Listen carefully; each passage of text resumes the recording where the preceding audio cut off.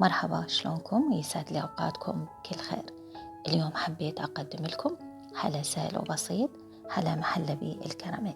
يلا نبدأ الخطوات. راح أبدي أكرمل، عندي جلاس كامل من الشكر، أكرمله لحد ما يصير بهذا اللون. من بعدها راح أضيف تقريبا 3 ملاعق من الزبدة وأحركها، وبعدها أضيف علبة كاملة من القشطة، أي نوع قشطة أنتم تحبون. أبدي أحركها لحد ما يصير عندي بهذا القوام ويجهز. من بعدها راح أضيف قالب كامل من الزبدة أو الزيت اختياري.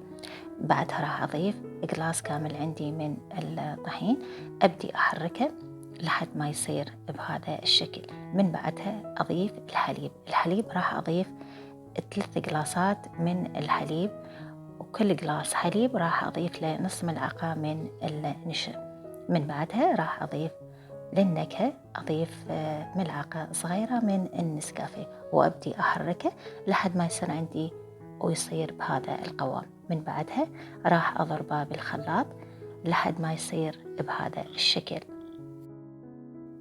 وهنا جهز عندي المحلبي، راح أضيفه بالبايركس.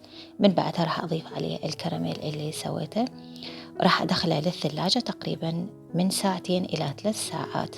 إذا تحبونه يتماسك أكثر بقوا 3 ساعات.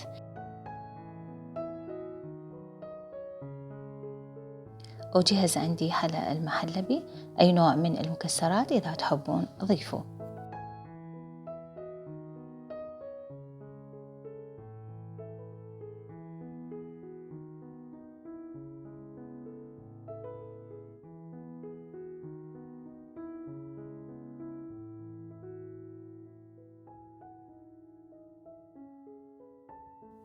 إن شاء الله تعجبكم الوصفة وتجربونها.